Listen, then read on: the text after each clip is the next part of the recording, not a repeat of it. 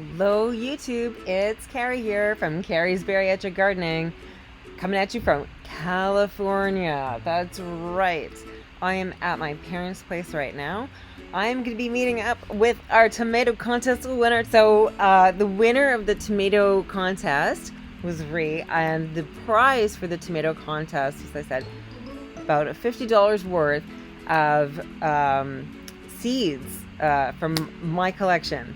And so I want to give a preview to all of those so we can share in the fun of this prize and also maybe give you some ideas for your own garden at home.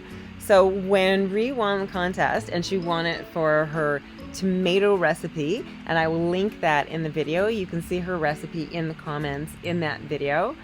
I reached out to her and I asked her what she'd be interested in terms of seeds for her garden. And so she told me that she wanted, she likes interesting things. She's looking for maybe cucumbers and squashes and interesting eggplants and tomatoes. And, whatever's got some flair. So I put together a really nice package for her. I've got 51 different little packs of seed here. So let me go through and show you all the varieties that she gets to take home with her. So I will start off with cucurbits. And the first one is the Bait Alpha cucumber. And that cucumber does not need a pollinator. Mouse melon, which is really cute, also known as cucamelon. And those are these tiny little cucumbers that look like mini watermelons. Very, very cool. The next one is the Delicatesse cucumber. Then I have Armenian cucumber. And for the last one, something with a little bit of flair, the lemon cucumber, which it doesn't taste like a lemon, it tastes like a nice fresh cucumber, but it looks like a lemon. Very, very nice and quite a prolific plant. So next, squashes. Rompicante squash. So if you haven't seen any of the pictures of this Rompicante squash, I am growing it in my garden this year for the first time, and it is the most insane plant I've ever seen. It is beautiful, and the fruits are just like, they grow like crazy. It can be eaten as like a fresh summer squash, or it can be grown on the vine longer so that it makes like a thicker skin, like a winter squash, and then you can store it for eating in the winter. Very, very cool. The next one is my very, very favorite zucchini, and this is the one I used to eat when I was growing up in Rome, and when I saw this in the catalog, I just flipped out, and I was like, oh, my zucchini! And that is the Costata Romanesco zucchini. It is very, very well known for the flowers, because a lot of Italians use the flowers in cooking. They are delicious and they are versatile in very interesting ways. And the zucchini itself is amazing. It has like a very nice texture and a nutty flavor that's just delicious. So good. Next one is the early crookneck golden summer squash. Then I have the Gelber Englischer custard squash, which is really, really interesting looking, sort of like a patty pan type squash. Then I have Jaune et Vert patty pan squash, and Rond de Nice squash, which is like it's a zucchini that's round, kind of like a softball. Kind of fun, really, really good for stuffing. Next, let's get on to the eggplants. And I actually have like a lot of eggplants here for her, so this will be interesting. The first one I have is Listata di Gandia, which is a white and purple striped, sort of a small eggplant, a medium-sized eggplant. The Thai white ribbed eggplant. Turkish orange eggplant, which is really interesting and really quite pretty. The Thai green tiger eggplant, which I love to put in green curries. Thai yellow eggplant. The Syrian stuffing eggplant. Lavender frog eggplant, and these are so cute. It's such a neat little plant, and the fruits are like these tiny little cute eggplants. It's adorable. The Chinese string eggplant, which actually I'm growing this year and is super prolific. I really, really love it. This is the first year I'm growing it, and it's turning out amazing. You can use it in a lot of different ways, but I've been putting it in stuff like curries, but you can split it in half and grill it. You can throw it in the air fryer. There's all kinds of stuff you can do with it. And then last but not least of the eggplants, the Shiromaru eggplant, which is the cute little green eggplant. If you follow my social media, you may have seen this. I think I don't know. These little eggplants are so cute. The tomatoes. And of course, everybody who knows me knows I'm obsessed with tomatoes. So like, there's a lot of tomatoes here. These are some of the favorites from my collection. So there's the Isis Candy Cherry, which I really love. It's a delicious, delicious cherry tomato. Tashimato. Now this is an interesting one. Um, this one grows a giant tomato. Giant tomato. It's not super prolific, but the tomato is like it's huge. Well, maybe not like this. But it's like some of the tomatoes I've grown are practically the size of my head. So it's a very, very large tomato. Really, really interesting. So next one is the Japanese black trifle or trifle. I'm not quite sure how you pronounce that.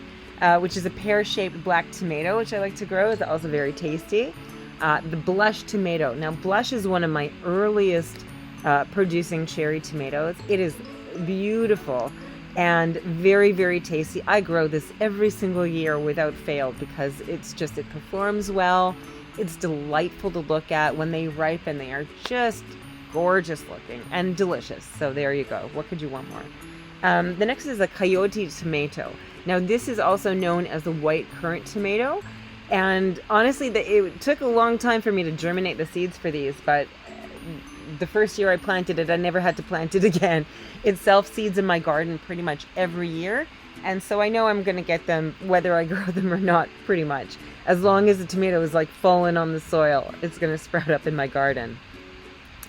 The next one is called Sinister Minister, though I got this from a really, really, really smart tomato breeder friend of mine.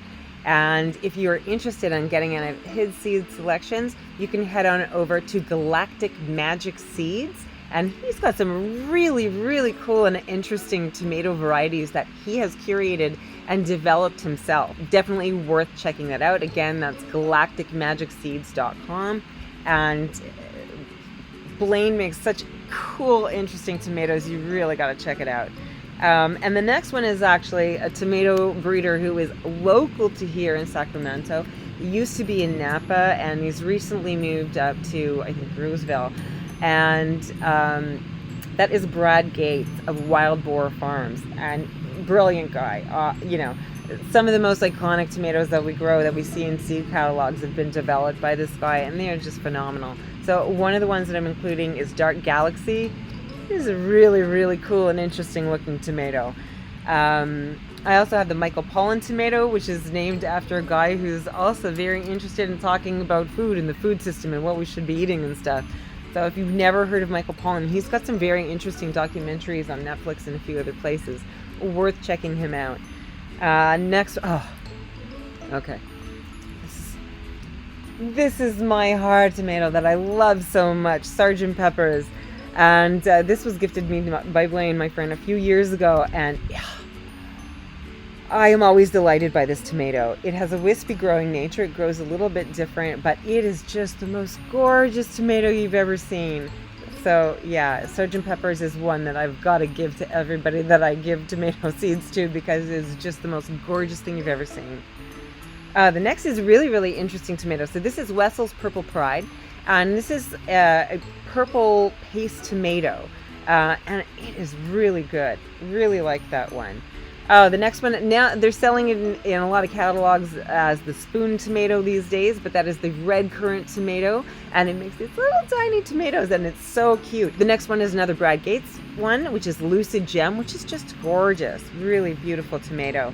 Then the Berkeley Tie-Dye tomato, and Brad's Atomic Grape, which is really, really neat tomato to grow. I think a bowl of Brad's Atomic Grape and the blush tomatoes is just probably one of the most beautiful things that you can grow in your garden.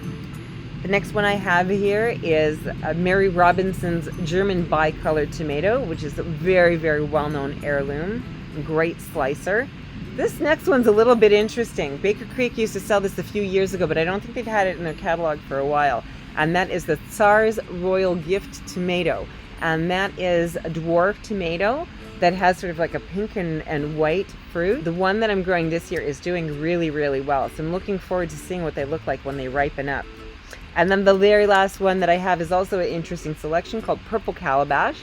And really, really quite a different tomato. It makes very interesting looking ribbed small purple fruits with quite an interesting flavor profile. So that's a very, very cool one. So now we're getting into sort of like the miscellaneous items here. And I've got some flowers for Ree. And the first one I've got up here is calendula. And I like growing calendula because it's beautiful. It adds a lot of interest to the garden. It brings in pollinators. It has all kinds of interesting benefits. And it's got some really, really neat looking seeds. I don't know if you can sort of see that.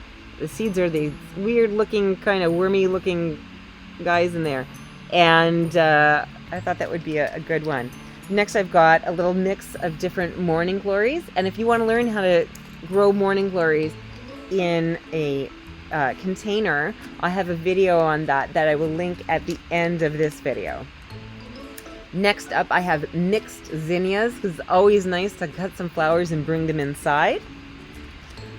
The next one I have is one I'm growing for the first time this year, which is the Corellas azafrans safflower. The next one is another new one for me this year, which is the purple stardust ice plant. Looks really, really cool, so I'm looking forward to seeing that.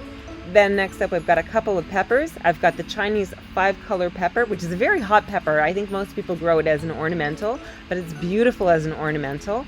And then one that's mild pepper, good for eating, which is the Jimmy Nardello pepper. Of course, if we have all these tomatoes, we gotta have some basil. So for the basil, we have the dark purple opal basil and the lettuce leaf basil, which is really a neat one as well. And I'm growing these for the first time this year as well. You know, just for something different, some popcorn, right? What's wrong with that? So like I've got some blue popcorn and some strawberry popcorn. Random things. So I've got some burgundy bush beans, some pink cardoon, and some pink celery.